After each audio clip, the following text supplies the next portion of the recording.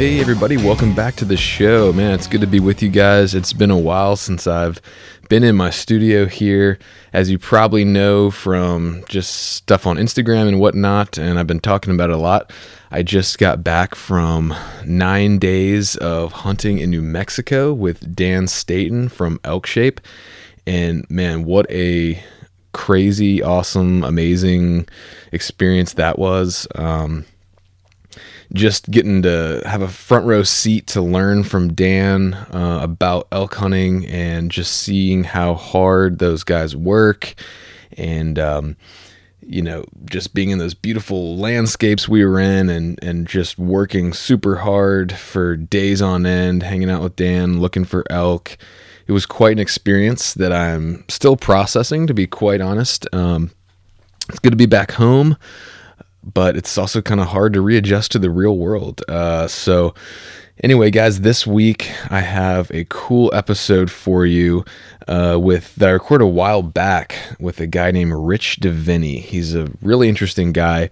He is a former Navy SEAL and member of Navy Special Warfare Development Group, or DevGru. He wrote a book recently called The Attributes, which is about leadership and the attributes that make up a good leader. It's a great book. I recommend you checking it out. I listened to it on Audible, and he actually lives near me, so he came out in person to the studio and we recorded this together. I apologize just with getting back from New Mexico and deer season starting up soon and, all kinds of family and other work responsibilities. This is not a video podcast for all 10 of you out there watching the YouTube videos. Sorry to disappoint, but next week we'll be back with a video podcast, and there will be much more to come about the elk shape stuff. As you probably know, I was out there shooting video for Dan, but lots of crazy stuff went down, lots of drama. We want to fill you in on all of that. Got some amazing content, and that's going to be all coming out on the Elk Shape YouTube channel. But looking forward to sharing more of that. But in the meantime, this is a really cool episode with Hrv Breathing. I hope you guys enjoy it. I do want to give a shout out to a couple people who left me reviews.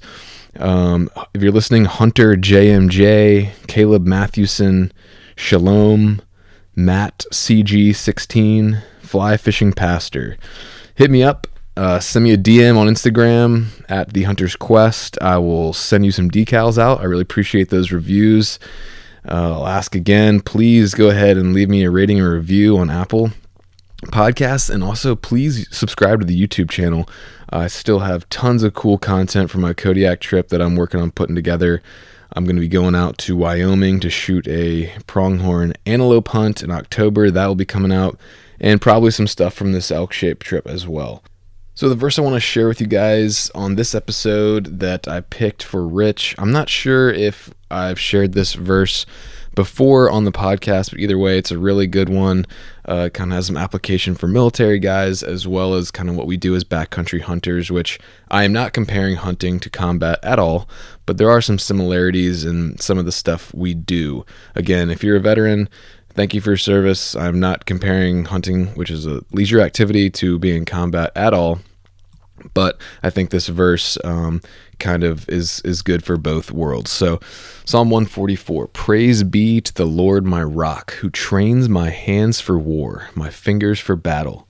He is my loving God and my fortress, my stronghold and my deliverer, my shield in whom I take refuge, who subdues people under me. So that's Psalm 144, verses 1 and 2. And guys, I hope you enjoy this episode. There's a lot of good stuff you can get from Rich, and we will see you on the next one.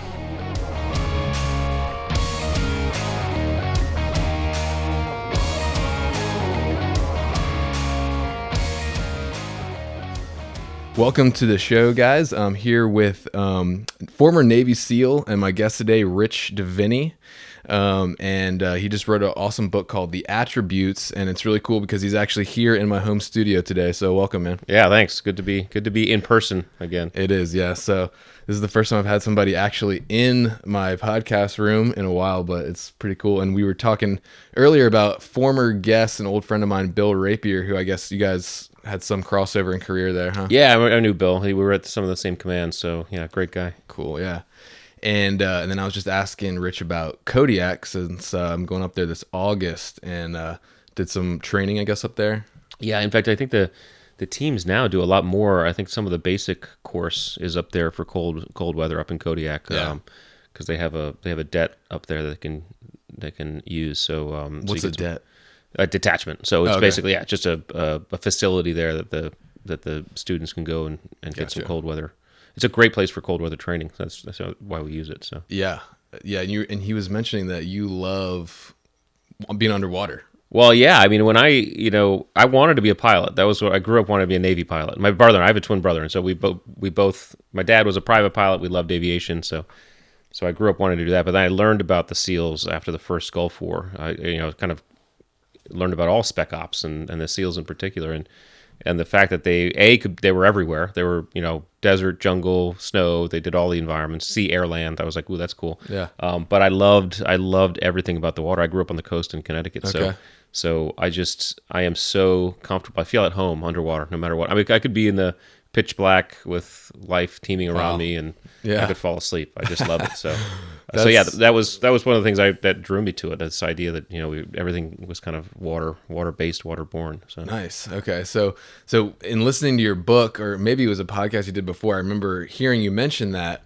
And also, I love the part about how you talk about in the book, your brain gets a dopamine reward when you decide to move forward in the face of fear. yeah. Yeah. So and my hunting partner is a former SWIC. Okay. And so he loves spearfishing and stuff like that. Yep.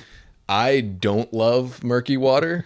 I'm fine with clear water. Most people, there's a lot of people that don't. So you have a big crowd. Yeah, and I'm fine with clear water, whatever. But like out here in the bay, it freaks me out a little bit. Sure. So, but when as soon as you heard that, I was like, or as soon as I heard that part of your book, I texted my hunting partner. I was like, dude, you're taking me spearfishing. Like, I already got my wetsuit, and I just decided I'm doing it because it kind of freaks me out. Yeah. Well, so it's interesting in fear.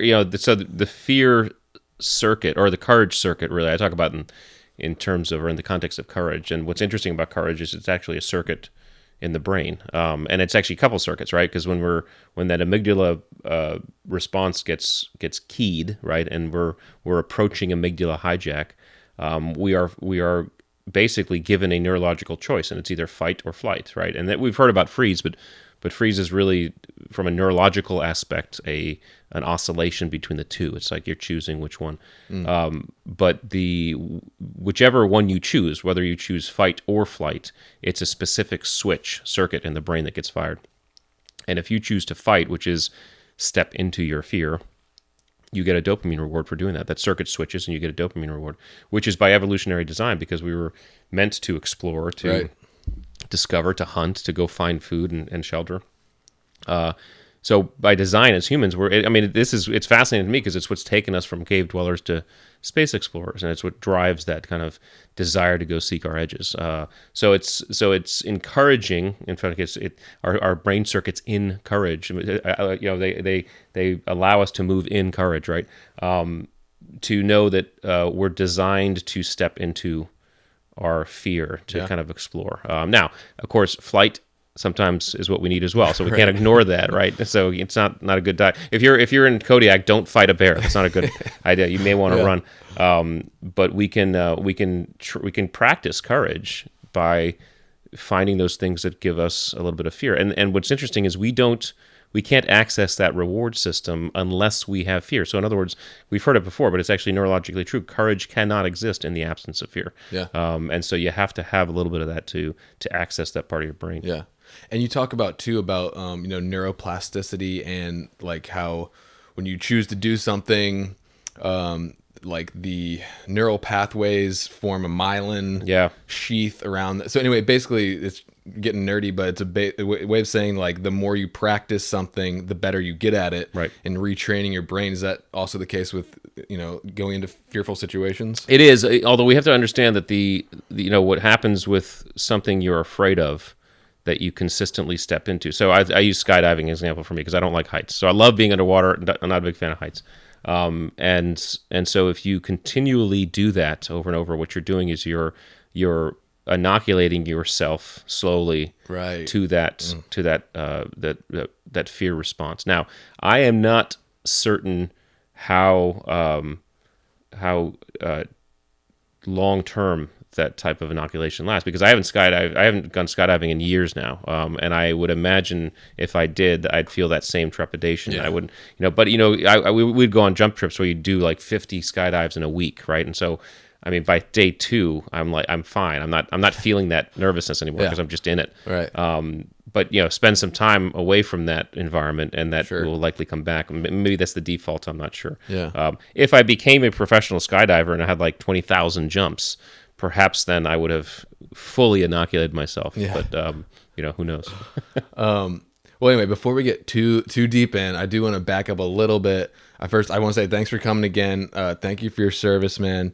Can you just tell the audience a little bit? I know you can't go into detail because of confidentiality and stuff like that, but just tell a little bit, as much as you can, about your professional background and just so people know who you are. Yeah, sure. I grew up in Connecticut, and again, like I said, wanted to be a pilot. Learned about the SEALs, and went to college and joined ROTC, and then decided I want to try for this thing. I'm trying for BUDS, which is the SEAL, Basic Underwater Demolition SEAL Training. So I applied for that, got picked up. So in 1996, went to SEAL training out there in San Diego, and got through, and spent my next 20 plus years, in the teams. Obviously, a very kinetic time frame, So we got to deploy, and I deployed quite a few times to both Iraq and Afghanistan and other places, but also got to run training once I was kind of a little bit past midway of my career.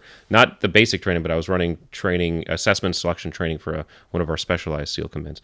But it really allowed me. It was I loved it because it really allowed me to start exploring some concepts of behavior that I hadn't prior to then, and it was forcing me. We were faced with an issue of doing better at articulating why guys weren't making it through, so that exercise allowed me to really start to dig into this concept of elemental behavior and this attributes concept, which ended up being the book. So I went through my career. I retired in basically late 16, like December 31st, 2016. And as I got out, I was in the leadership space and talking about leadership, high performing teams, and things like that. And I was consistently getting businesses and people in business coming to me and asking me about dream teams and the teams they were forming, and how they were confused because they'd form dream teams, the best people, and they'd go well for a little while, but as soon as things kind of turned sour and things didn't go as planned, the teams were typically turning toxic and falling apart. And they were asking me why, and this kind of made me think back. It's like, well, it's an easy answer for me. Is you're picking based on the wrong criteria. You're picking based on skills versus attributes. So I realized, well, I could write a book on this. Someone could write a book on this, and so I did. Nice. And there we are. Yeah, it's a great book, man. I picked it up on Audible. Let's back up a little bit again and just talk about DevGru for a second. So can you explain just real quick what DevGru is? Let me see if I can. Well, I can tell you that it's a separate command from some of the regular teams, and it's really about research and development of new techniques, tactics, and procedures. That's what I can say here, and then I'm sure people can probably Google and find out more. No, I totally get that, man. Yeah. It's all good. But so, were you a member of DevGru before you stepped into a training role? Right. Yes, that's right. I was a member of that command and then stepped into a training role there. And that was what qualified me to be there. Yeah, cool. So one thing I've heard you talk about, and you mentioned it a little bit in your last answer, but while you were in the phase of being a coach, what's training? I would just say training officer, really. Okay, training officer. Yeah. you were instrumental in developing a thing called the Mind Gym. Yeah. Can you talk about that a little bit? That's really cool. Absolutely. Because we were really starting to think about, okay, I was certainly thinking about human performance, and a couple of people with me thinking about human performance and how we could be better, faster, stronger, right? And our ideas, our thought was, hey, we're pretty darn good in the gym. I mean, we can lift weights, we can run, and we didn't, and certainly I didn't think that running a mile a minute faster or lifting 100 more pounds on the bench was going to really help. So I was always fascinated with, okay, what can the mind do? I really felt like, and fortunately a couple of guys agreed with me, that the mind was the next evolutionary leap in performance. And so we began to explore this concept. Luckily, the CEO I had at the time was really supportive and said, yeah, just try stuff. And we just dove into exploring different techniques that were out there to help guys develop a better working relationship with their brain and their entire physiology. Because really, ultimately, our bodies are kind of run by our nervous system. Our nervous system is really the central, hub for all of our activity. All of our senses come to our nervous system, then it goes to our brain. But that relationship, could we develop that relationship? So we began to experiment with breathing, like Hrv breathing and things like that, float tanks to see if we could help, do visualization, mental acuity drills. And at the time, it was really just throwing a bunch of stuff against the wall and seeing what stuck, and seeing, getting guys in there and practicing and figuring out what was going on. And I admittedly, I don't know how it's evolved. Since I left, again, it always depends on the guy taking over, right? The guy in charge is always going to drive whatever the focus is. And I know a couple of folks thought, hey, actually, we should be better in the gym, right? So when that focus shifts, sometimes you lose a little momentum. But hopefully it's doing some good work. I was really interested in it, though. What was some of the stuff that you found was really helping guys in terms of recovery and mental toughness in that space? Well, I think the most tangible thing that we really dove into was this idea of sympathetic and parasympathetic relationships with our nervous system. And we, so when our systems are either in sympathetic mode or so our autonomic nervous system, which is the nervous part of our nervous system that runs 90+% of the systems in our body, has two sides. It has sympathetic and parasympathetic. Sympathetic is actually, it's weird because it sounds like it's the nice one, but sympathetic system is actually the system that engages in activity, in action activity, and that's like if you're doing something, even as we're having this conversation, our nervous system is more sympathetically biased right now, but certainly in times of challenge, stress, and uncertainty, we are in full sympathetic mode, and if it gets too extreme, that's when our our amygdala hijack starts to kick in. So a far kind of left or right, but a far shift into sympathetic system is starting to produce chemicals in our system like cortisol and adrenaline and things like that. And we all kind of know about cortisol. It's been talked about, quite often in the last decade or so. But cortisol is kind of this action hormone that pumps into our system to get us alert and get us to move, right? I mean, it's very powerful. It also, though, shuts down other things, because in a survival mode, our bodies don't need to worry about, for example, saliva. Yeah, I never knew that about like why your mouth gets dry. That's right. So cool. Our mouth gets dry because our body's like, well, I don't need saliva right now. So shuts down some reproductive stuff, some hair growth, nail growth. In some cases, the immune system. In some cases, and in some extreme cases, it gets fired up, right? But especially when it's mild cortisol drip, which just average everyday stress and anxiety can do, you're actually degrading your nervous system. So cortisol is there to help us, but it also does a little bit of damage. And so our bodies then, are designed to shift into parasympathetic. Parasympathetic is kind of the rest and digest mode, and that's where we are kind of calm, peaceful, joy, things like that. And we're producing now DHEA and some other chemicals, but those are rebuilding chemicals. So we're in fact recovering from, and the DHEA is designed to kind of rebuild the damage or repair the damage. So we can, as human beings, actually shift more deliberately into those, in and out of those two systems, just through breathing and visual techniques. Because if we think about it, when we get stressed and anxious and fearful, right? What happens? Well, we have a physiological response. Our breathing rate usually quickens, our pupils dilate, things like that, right? So that's sympathetic happening in our body and our physiological response going next, right? Well, what people don't realize is you can actually shift your physiological response and then do it the reverse, and that'll help you come out of sympathetic. So certain breathing techniques can help you start shifting into parasympathetic, certain visual techniques. And that's when you start getting into recovery and micro recovery moments, if you can start to shift that physiology. And we also kind of consider the fact that when we're able to shift that physiology, or at least take control of it and come down a little bit off of sympathetic and off of amygdala hijack, our frontal lobe, our conscious mind, comes back online more fully. When we're in amygdala hijack in our brains, our conscious mind, it kind of takes a back seat, right? We're thinking without, we're acting without thinking. Right.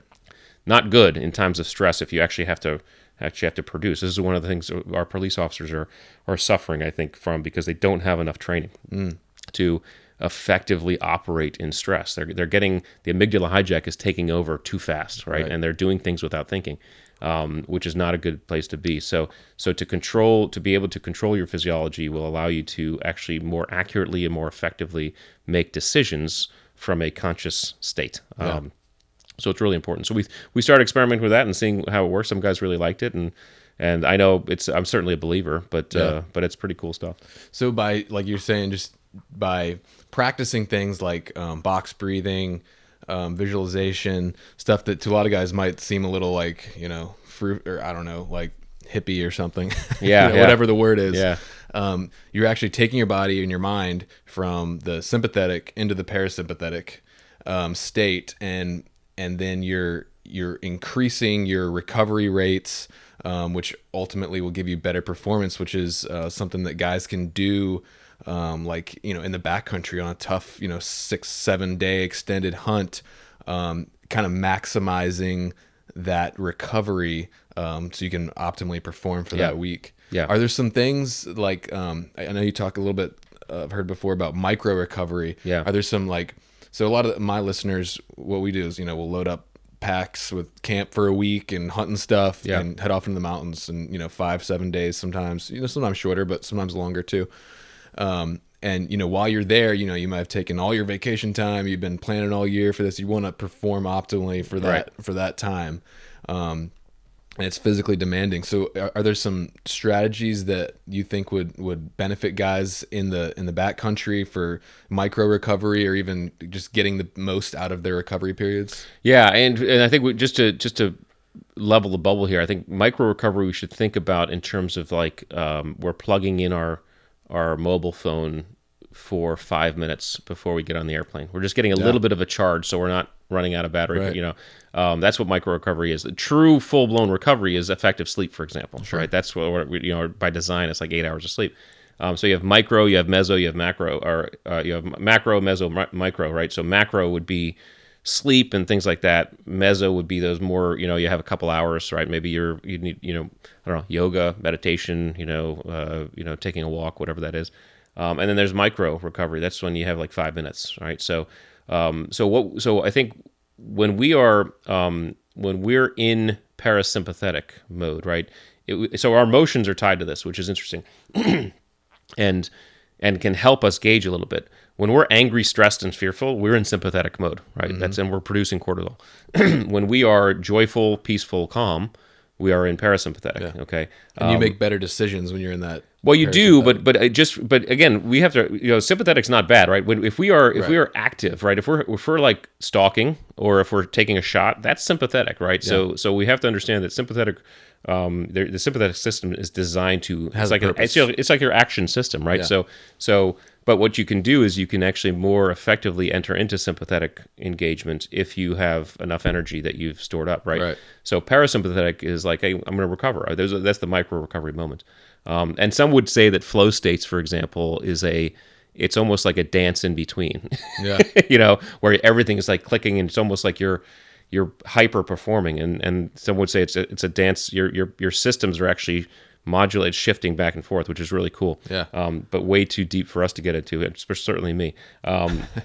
So I think what we have to recognize is that when we're on these longer type endurance events, we can actually think about charging up our human system once in a while, just through experiencing some peace, joy, contentment, right? What's interesting is about, I think most of your listeners would say, hey, just being out there is extraordinarily joyful and peaceful. Sure. So that's an advantage. It's different than me, like being in Iraq or Afghanistan, and being out there is not, I mean, the whole conduct of being out there is hyper vigilance, right? So I think when you're out there and enjoying nature, and I think one of the things I really respect, I don't hunt, right? But one of the things I really respect about those who do hunt and do so responsibly is that most of them are deep environmentalists and conservationists, and I think that's remarkable, and just really powerful. So the joy of being out there in nature and loving it and understanding it is a good recovery. You're actually doing pretty well for yourself. So I'd say as you're on these longer time frame, longer duration events, make sure you are enjoying the moments. Absolutely. Right? Now, in the terms of the micro recoveries, you can do HRV breathing is great. Box breathing helps. Box breathing really kind of helps just even out your system. What's the difference between box breathing and HRV breathing? Well, so HRV breathing's separate. It's HRV is a so heart rate variability is the distance, the timing between your heart rates, right? So and the measure of that is a good indication of how ready your nervous system is, how charged up and ready your nervous system is, right? So high HRV, which is if I get it right, is a bigger distance between it's an indicator that your system, your nervous system is actually ready to go. It's charged up. Low HRV indicates you're spent and you're not ready to go. So I think HRV breathing are those things that you can do. So there's it's a really complex type of breathing, and so you can do it. There's ways you can do it while you're in an action state, but it's also really good for overall recovery, right? If you want to just shift. Box breathing is a great way to just modulate your breathing, because again, what we have to understand is when we're starting to get stressed and anxious and fearful, our breathing is going to heighten, right, and become more rapid. And so box breathing allows you to take control of that a little bit more. What's interesting is, I don't know if you into Wim Hof, like Wim Hof breathing. A little bit. So Wim Hof is the opposite, right? Wim Hof breathing will get you fired up, right? A lot of the techniques he talks about gets you into a fired up sympathetic state, right? Which is good sometimes. That's how he's okay, I'm ready for action. Box breathing is kind of in between, and then you could do something called CO2 blowout breathing, which is a modification of box breathing. So instead of box breathing where you're going in 4, hold 4, exhale 4, hold on the bottom 4, in this case you'll be going, say, in 4, hold 4, exhale 8, hold 8. Because what we have to recognize is the stress and anxiety our system feels when we're, for example, when we're holding our breath or we're doing it, is because of CO2 buildup. It's not because we need more oxygen. It's because our body has too much CO2. Right. So blowing out CO2 actually helps recover and relax our system. So and then there's visualization techniques. I think any type of visualization where you're actually visualizing joy, calmness, and contentment will help. And then actual visual techniques, open gaze, for example, which is this idea that instead of focusing on something in front of me, I'm actually going soft and noticing my periphery, right? That has been proven to start shifting us towards sympathetic, right? The open gaze.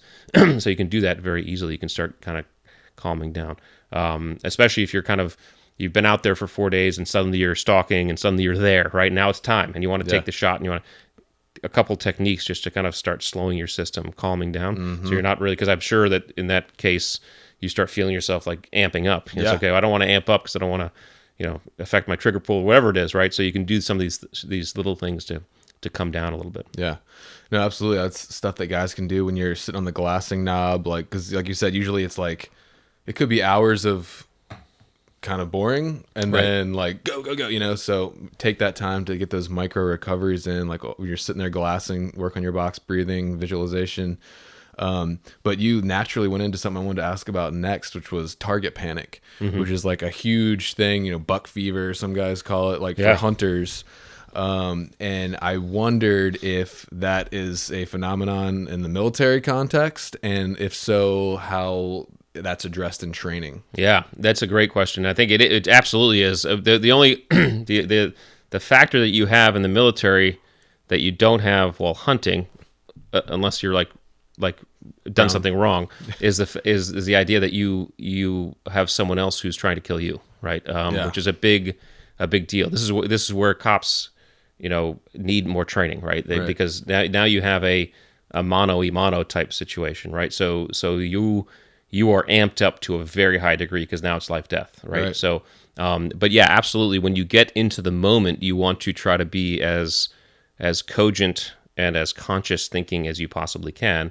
And so I think what happens in the military, especially at the high levels like the SEALs, is that first of all, you go through very intense training, and that deselection process tends to deselect those folks who can't effectively compartmentalize.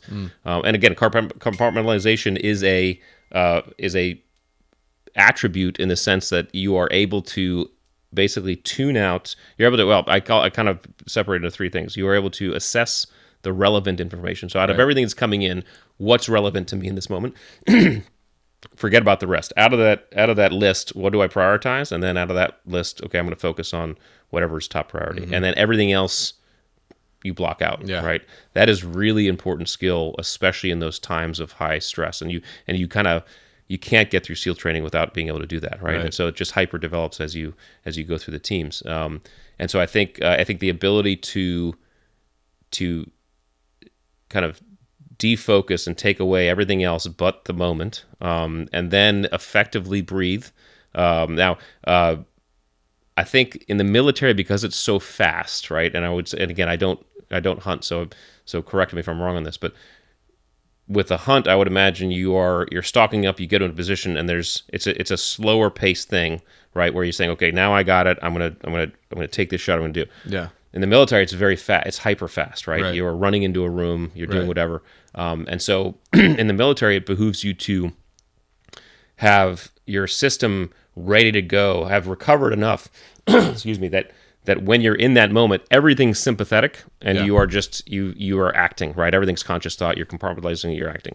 I think in the case of hunting, where you're actually on the glass and you're getting ready to take the shot. It'd be more of like a sniper type. It's more of a sniper type situation, right? And even my snipers would say, they would kind of stop. They'd take a breath, have a breathing sequence. And I think routine actually helps. I would imagine you would agree with this, and the snipers would say this too. A routine can help you, excuse me, get into the proper state so that you're ready to take, and you can set up that routine way before you're actually in the moment, right? And so you're clicking in basically into this state of calm and kind of ready to go. And I think that's the best thing. So just think through those times where you can conserve and recharge, and then when you're in the moment, to the extent you can, shift so you have a good conscious thought and click in a way that works for you. Yeah, that's something that, like I said, my hunting partner is former NSW, and so he's always been preaching to me, like, get a breathing routine, and it helps big time. Just one more thing on this, so like, did like sniper guys, did they ever do any type of training where they will intentionally elevate their heart rate before shooting, like do 10 burpees and then like hit a target or anything like that? Yeah, absolutely. They and that's the kind of combat courses. We all do that. You kind of run through a combat course because in that environment, you're never going to be, very rarely going to be taking the shot when you're, nice and calm and your heart rate's not going right. So you try to add in as much fatigue as you can, physical and mental, and then work from there. Sure. So that's a good training aid. Yeah. Okay.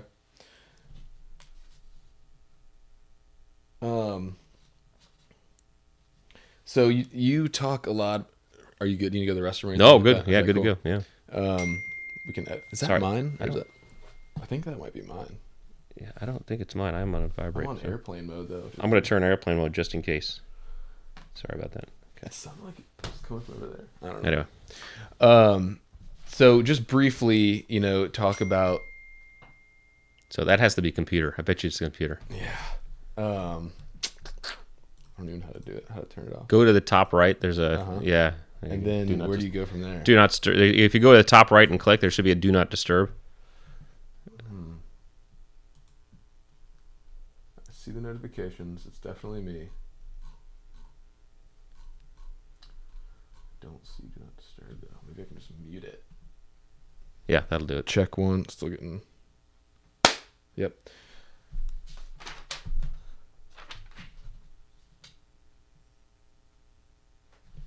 Okay, so one thing that you talk about in the book, which I thought was interesting, was anti-fragility. Yeah. And for me, like my faith plays a huge part in anti-fragility because, like, you know, just my worldview is, you know, it's not my time to go unless God's done with me. Yep. And obviously I don't do stupid stuff. I'm going to try to be safe, but I don't have like a fearful thing because I know where I'm going in the end. Right. So does, for you, or even in the wider, military context with the guys in your program and stuff like that, does spirituality play in any way into optimal performance? I would say yes. It depends on the person, right? Because, so we'll break down anti-fragility a little bit. There is resiliency, which is I get knocked off baseline and I am able to get back to baseline, get back to kind of where I was before. And that's good, and that's actually necessary for survival. Because if you're unable to get back to baseline, you continually kind of degrade as you get hit over and over again, and so you fall into entropy, right? So, but beyond resiliency, something I was always fascinated with and kind of was exploring in the mind gym is this concept of anti-fragility. And Nassim Taleb wrote a great book called Anti-Fragile, where he talked about the concept. I think he was the one who came up with that word. But anti-fragility in the recovery sense means when I get knocked off baseline and I get back, instead of getting back to baseline, I actually have grown. I've gone stronger. We get the example of this in a very physical sense is the gym, right? When we go lift weights, we are literally tearing our muscles. Right. Okay, we're tearing them apart, and then we're recovering, so that if we allow the appropriate recovery, they're bigger, right? So after they've grown bigger after the process, right? So anti-fragility in the life context is can we go through challenge, stress, strife, trauma, and then can we come back stronger from it?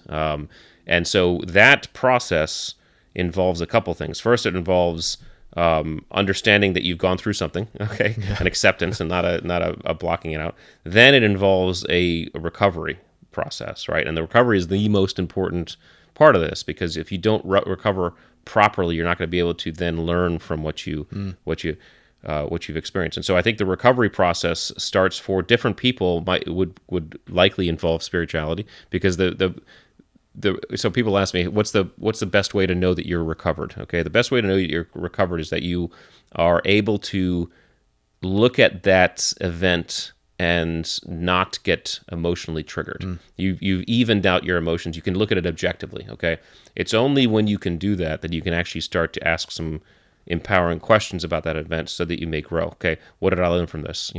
How can I grow? What are some of the takeaways? What did I do wrong? What could I do better? Okay, if you try to ask those questions while you're still emotional about it or triggered about the event, you're not going to get the right answers, right? So recovery involves getting to that place where you can look at it objectively. And I think for some, and you probably count yourself in this category, is spirituality helps you do that, right? Yeah. And whatever helps you do that is going to then help you reflectively ask some questions that allow you to grow from the event. Absolutely. What about for you personally? Do you mind if I ask? No, please. Yeah, I don't mind at all. I'm probably still trying to figure it out. Yeah. Admittedly, I grew up Catholic and I grew up in a religious environment. And then as I grew older, I'm kind of a skeptic at heart. And so I began to ask questions that I wasn't getting satisfying answers for. And then I left it at that, right? But then I went to war, and admittedly for me personally, going to war and experiencing a different culture, that at least in the cases that I in some cases I love the Middle East and I love the people out there. They're such wonderful people. Yeah. obviously, other than the people we were fighting. But when you talk about those people we were fighting, these folks who really, to their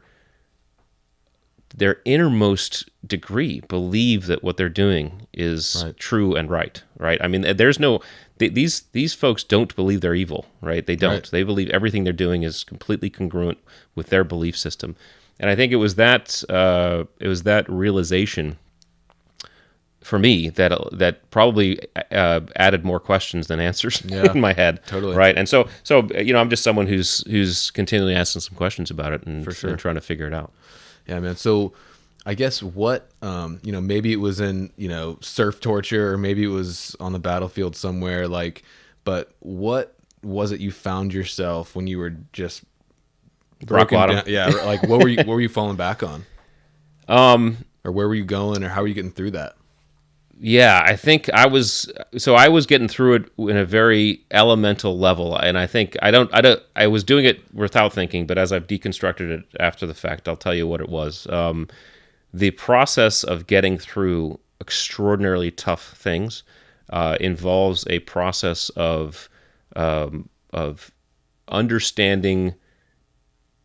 attempting to understand the environment and attempting to understand what you can control in that environment. So in the SEALs, you call it control your 3-foot world, right? And what this means is that when you're in an environment of deep challenge, stress, and uncertainty, you are first asking yourself, okay, what about this do I understand? All right, and you're thinking, and you're getting some of those answers. And then once you start getting some of those answers, you say, okay, what can I control in the moment? Right now, that answer can be really different depending on the individual and depending on the situation, right? Because what you control, say in Hell Week, you might be like, okay, I'm gonna control until I get to the next meal. That's what I'm gonna do. I'm just gonna get to the next meal. Yeah. That's my new horizon. Okay, and you're gonna move to that. And once you get there, you're gonna give yourself you've automatically set yourself up with a dopamine reward, right? Because the neurological system rewards us when we accomplish that task. But that control might be, I'm gonna count to 10 right now. And that's all I'm going to do. And when I get to 10, that's my thing. Or I'm going to take a step, right? And so I think it's this ability to break your environment down to small chunks, and those chunks, the sizes of the chunks are completely subjective to the individual, and then move through those, right? So you're basically stepping through slowly those environments. This is what you hear cancer patients do, in terms of, just, hey, I'm in chemotherapy and I was just going to get through that next minute, right? Some of my friends who've lost limbs and have had to do some really pretty heinous rehab said I was just living minute to minute in those moments, right? Now, in terms of faith, because I do think it matters, there is a faith for many that says, hey, I know I'm here for a purpose, right? I know God's on my side. I know God's got my back, right? And that's phenomenal, right? I think for me, as someone who's still trying to figure out, I usually kind of fell back on, hey, I know I'm supposed to be here. Yeah. I at the end of the day, I'll be okay, right? In Buds, the funny context is, hey, I know they can't kill me, right? So they're obviously not going to keep me here till I die, right? So I think I know that there's faith involved. I think everybody draws from different sources. Sure. And I think for me, I was more like, okay, I know I'm supposed to be here and I'm resolute in the fact that I'm going to accomplish this goal, know? But I tell you, in those true moments of deep challenge, stress, and uncertainty, even that didn't have time to come into my mind. What had time to come into my mind is, what can I control in this moment? Yeah. What do I need to do right now? And then do that. Okay, what's the next now? Okay, what's the next now? And that, I think, for any human being, if they start to think about environments and chunking it that way, it can be very powerful. And probably a lot of circumstances in those extreme times, your brain, you're using your amygdala. You're in lizard brain, survive the next 30 seconds mode. That's right. Not like frontal cortex. Well, and I think it's a combination, right? Because I think, and I'm glad you said that, because it tweaked something in my brain, but I think those guys who might quit SEAL training, and then immediately afterwards, like, what the hell was I thinking? Got amygdala hijacked, right? They basically made a decision without thinking about it. And I think so again, I think the SEAL training system and Hell Week and things like that assess and deselect those of us who, for some odd reason, came to the program with the ability to come off of that hijack enough so that you're not going to make a decision rashly. Yeah. Because man, there's so many guys who I know who've quit, and they're like, and there's immediate regret. I mean, I don't know what I was thinking, right? In fact, they had a problem out there with suicides, guys who dream their whole lives of being SEALs, and then they get there and they quit, and then they can't take it, right? Yeah. And it's unfortunate. They're doing a lot of work, and they haven't had any recently because they really said, hey, we need to fix this problem, which they did. But yeah, I think that's a case of amygdala hijack where you make a decision without actually running it through your conscious filter. So being able to access your frontal lobes, your like higher thinking mind in those horrendous situations is a huge plus. Oh yeah, I mean that's where our decision making, our logic decision making comes from our frontal lobe. Yeah. Our emotions come from our limbic. Yeah.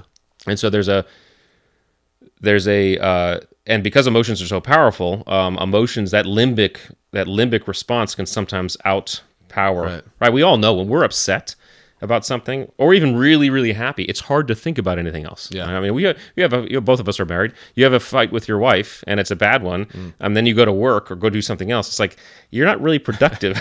You're constantly thinking about that, right? Emotions can tamper with and reduce your ability to make conscious decisions. So I think those people who are in professions that require very important and deliberate decision making are actually also good at putting aside emotion. Yeah. Sometimes to a bad degree. Yeah. Yeah. And interestingly, in my context, the frontal lobe is where we perceive of God. Yeah. So that's right. Being able to access that and whatever, other long-term goals or you may have in those situations can be huge. Absolutely. Is spiritual fitness at all talked about in the military context? It's a great question. When we were putting together the Mind Gym, we were kind of looking at three disciplines: mental, physical, spiritual. Right. Because we are, and the way I see it, we are triune beings. Right. And I would agree with you. The question is, what does spiritual mean? We were really, it was a real thing for us. We're like, okay, how do we define this spiritual part? And I don't think we ever got there other than to say, well, that's going to be very subjective for the individual. Sure. And so you're absolutely right. I think and this is where science still needs to do some work, right? I mean, what is scientifically, what does that mean, right? I'm really fascinated with can we put some science behind that, because we all feel it in whatever ways it represents for us.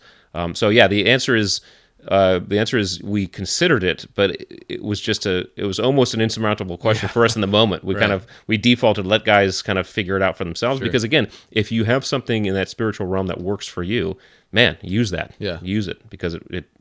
So it's encouraged, but you didn't really go into detail about that, I guess. We couldn't, because again, you want to be respectful of everybody's different, everybody's spiritual disciplines, and again, in the military, you have to be really, because some people have, I mean, even just the scope of different faiths that you have, you want to make sure you're respectful of everybody's ability to kind of dance in whatever faith they want. And then if people are doing something else that's not religious based or that type of thing, then you want to be respectful of that too, as long as it's not hurting anybody, right? But exactly. Well, that's cool, man. That's interesting. And the thing too about it is, we guys, we want to be able to explain everything, like you said, put science behind it, but like some things like are just not explainable. We as human beings, we yearn for certainty. That's what we do. Our brains are constantly trying to make certain our environment. And so regardless of what's out there to tell us hey, why did this happen? How did it happen? When we don't have those answers, we want to have an answer. And so that's where faith comes in, man. It's like living in that tension of like believing something, but I cannot actually tangibly maybe prove it. Although some would say you could, but you know what I mean? It's I totally, and this is where it could be very powerful, and it is very powerful for those who are able to metabolize it effectively. Is that it allows you some comfort and allows you to say, okay, you know what, I'm okay with that, because this is what I believe about this, I got it, and it makes me okay, and you can move on and continue to perform. That's really good. I mean, it's a really powerful tool. That's something that me and Bill Rapier talked a lot about, and like this quote that always stuck in my head is like, I am immortal until God is done with me. Yeah, I love it. Well, anyway, moving on from that, your book is about attributes and just really briefly, like without going into super detail, just tell guys like why you developed the attributes and just in a nutshell what that means. Yeah, I am fascinated with what I call elemental human performance. Okay, and what does that mean? That means what are those things that cause us to behave, especially when it's like the raw us. Okay, because we always hear like it's during times of stress, challenge, uncertainty that the real you shows up, right? Well, I had a laboratory inside of which I could explore the real you with a lot of people, to include myself, right?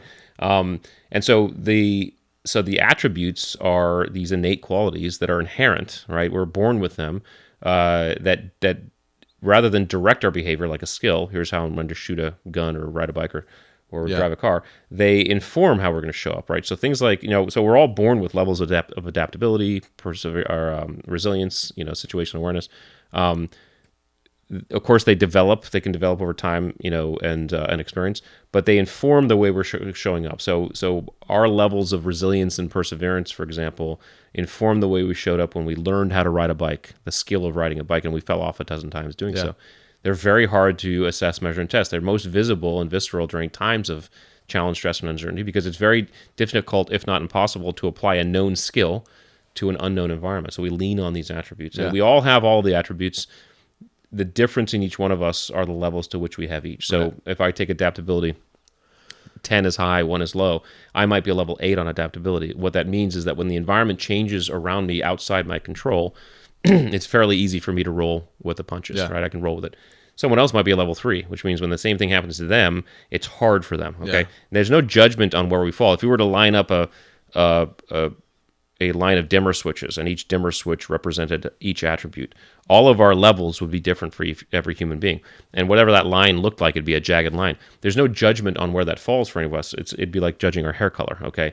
It begins to inform ourselves on what our engine looks like, why we behave the way we do, why some things are uncomfortable, whereas other things are pretty easy. Right. And then we can start to say, okay, based on that, what do I want to work on? Or am I in the right lane, right? So because you can develop an attribute, it just takes self-motivation, self-direction, and it takes a willingness to step into discomfort so that you may test that attribute. You need that for growth in any area. In any area, yeah. And that know thyself is real quick, so part of the attributes are like leadership attributes, which I'm sure you can probably rattle them out. Accountability, empathy. Empathy, accountability, decisiveness, authenticity, and selflessness. So of course with my worldview, I hear that and I immediately say Jesus was like the ultimate leader of a team before servant leadership was cool or was a thing, Right. Have you ever looked at that? He's a great example, and the reason is this, because when I talk about leadership, I say you can't call yourself a leader, okay? Right. You don't get to do that. It's like calling yourself good looking or funny, okay? Other people decide whether or not you're a leader. Other people decide whether or not you're someone they want to follow, and it's based on behaviors, okay? The way you behave is what will allow someone to make that decision.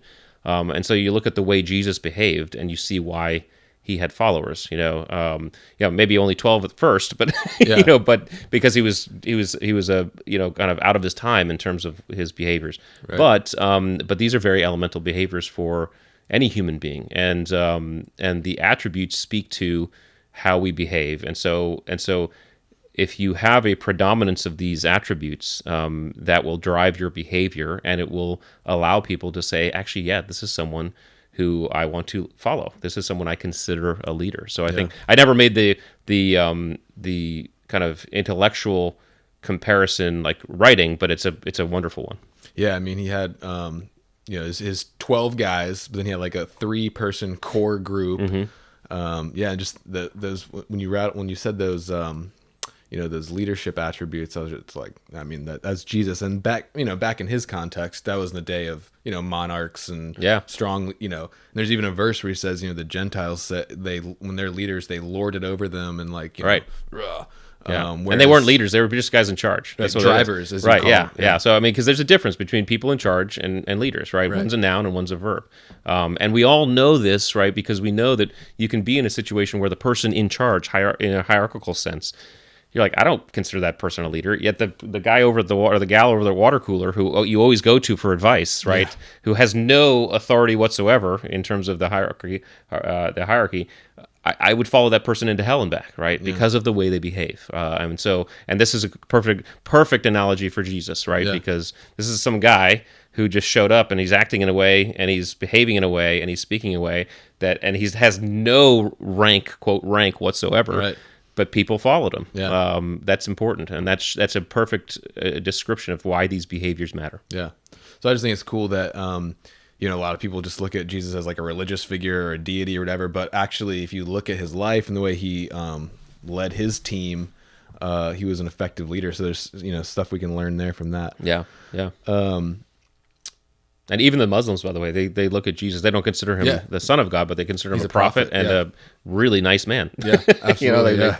So, what would you say? So again, I know like in your work context, you guys are kind of like one cycle of darkness, but we as backcountry hunters are usually out there 3 to 7 days. Mm-hmm. What would you say would be some key attributes for guys to develop in that context to be able to perform optimally, again, not peak, but optimally for that time period?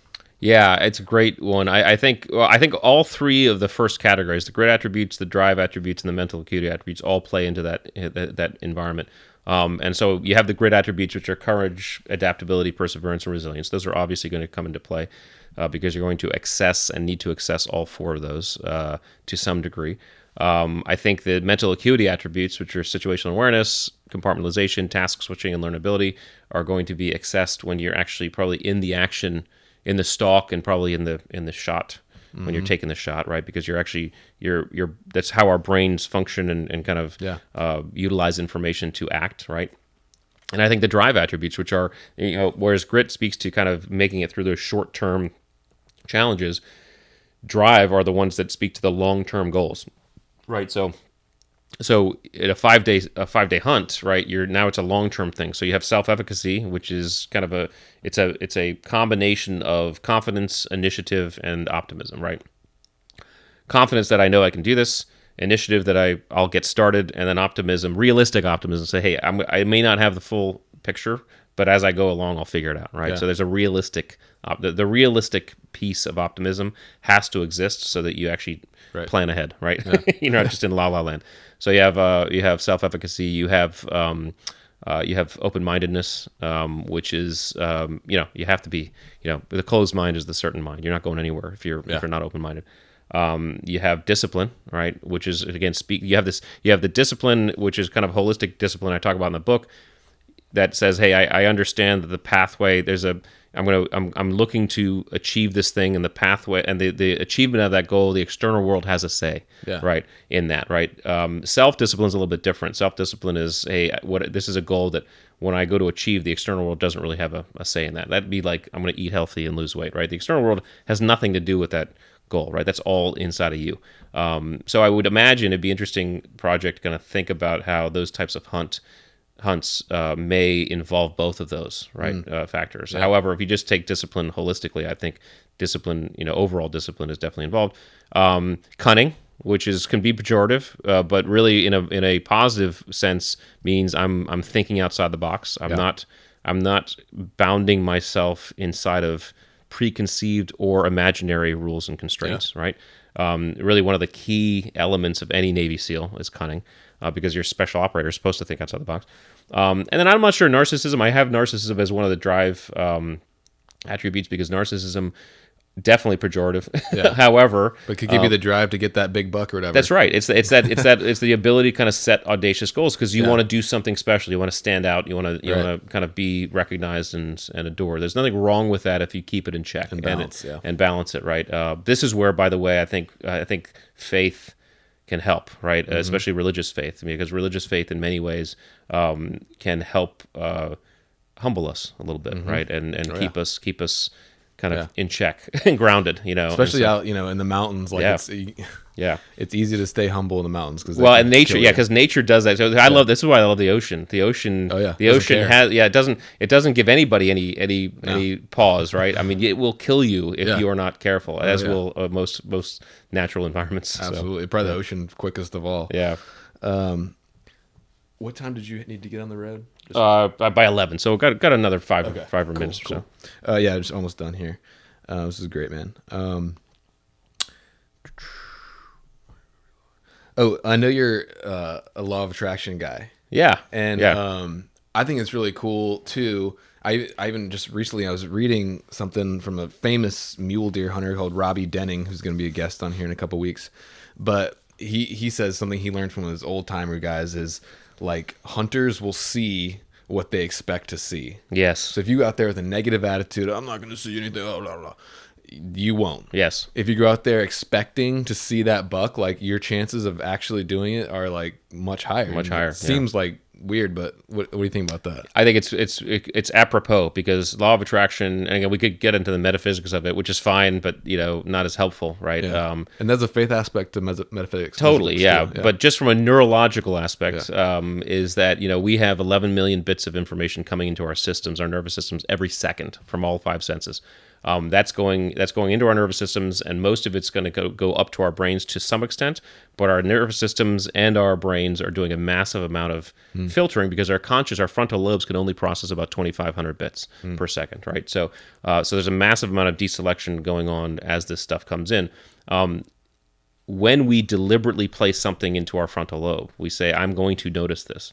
What you're doing is you're basically telling your system, hey, out of the 11 million bits of stuff coming in per second, notice anything having to do with this, right? Yeah. This is why when we buy a car, suddenly we see the car everywhere, right? Yeah. It's not because everybody bought the car at the same time, right? It's because you just told your brain, hey, out of everything that's going on, notice that. Yeah. It tells you to notice things, right? So I think the law of attraction from a neurological standpoint can be at least partially explained by this phenomenon, was we decide, we write down a goal, we focus, we pay attention, we choose, we decide, and we're telling our conscious brains, hey, out of the 11 million bits, notice anything. And so that will direct our behavior both consciously and unconsciously, right? Because again, a lot of what's coming into our systems, we're not even noticing in terms of a conscious aspect. We're not seeing it come in. Yeah. But if we've biased our brains, if we've kind of tweaked our brains and said, hey, notice it, then we're going to find ourselves behaving in ways that take us in that direction, which I think is a really cool thing. Absolutely. Yeah. So being positive and being intentional about your goals can have real implications on, hunting or whatever it may be. And, it goes back to like those positive mental reps, even like building those positive pathways instead of just sitting there having like negative thoughts over and over, and your brain is going to default to that. Totally. Yeah. We can, our thoughts are something we can control like right now. Yeah. We can take deliberate control, and it has massive effect on our outcomes, right? Yeah. And I'm a big believer in what I call ask better questions, because we when we place a question into our brain consciously, our brain automatically starts to answer, because our brains are designed to answer questions. The problem is we do this all the time the wrong way. We say things like, why am I so bad at this? Why does this happen to me? Why can't I ever see that big buck, right? Yeah. Your brain will start to come up with answers, right? Oftentimes they're quite ridiculous, but in almost every case they're disempowering. Yeah. Every high performer I've ever experienced, every high performing team makes asking better questions habitual, right? Yeah. So you take charge of that and you say things like, hey, how can I get better? What do I need to see? How can I see that big buck? Things like that. Your brain will start to answer those questions as well. Yeah. And I realized this back in my high school days, and I started doing it. And I am a big believer that the quality of our lives is directly proportional to the quality of questions we consistently ask ourselves. Yeah. And so take charge of your thoughts. It matters. Absolutely matters. It can pay off in the backcountry just by staying positive. And you probably stay out there longer anyway. Yeah. All right, last question. So I know you do a lot of work with teams. Mm-hmm. A lot of guys go into the backcountry in a 2-man team, which is kind of unique. Any tips for 2-man teams?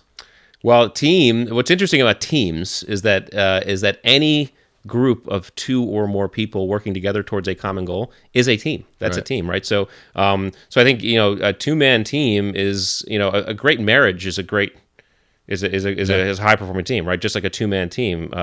So it's really a matter of understanding each other, and I kind of call it wearing your strengths and weaknesses on your sleeve, so you can both effectively support and lean on each other when you need to.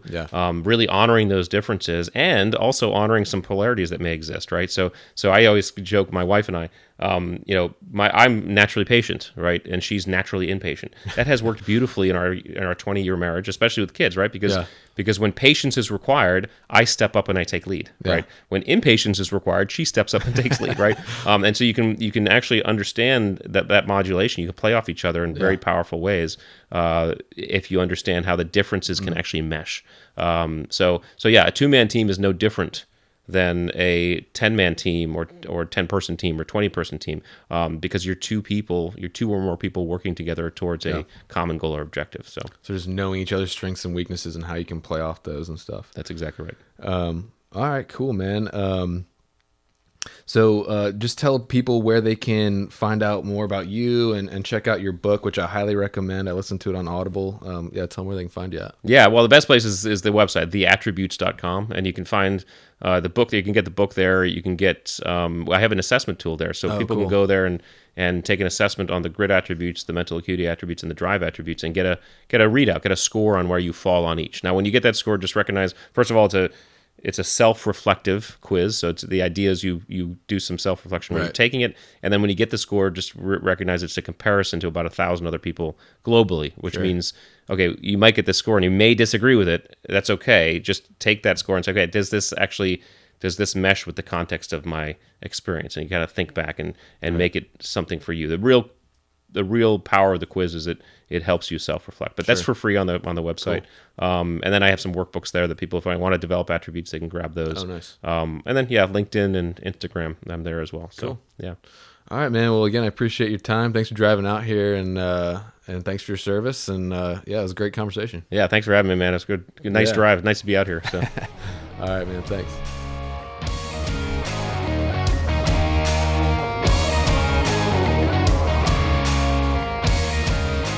Thanks again for listening to the Hunter's Quest podcast, and make sure you stay up to date on social media at The Hunter's Quest on Instagram and The Hunter's Quest podcast on Facebook, and we'll have all kinds of photos and videos from my day-to-day, as well as stuff from the awesome guests we're having on here. As always, I'm more than happy to connect with you guys if you have questions about hunting or spiritual stuff or gear, fitness, whatever. Just drop me a line in my DMs, or you can email me at hunter@thisishuntersquest.com. If you like what you're hearing, please go ahead and hit the subscribe button and leave me a rating and a review. That's really helpful. And don't forget to share with your friends. So stay tuned. Lots of cool stuff in the works, and I'm really excited to continue this quest together.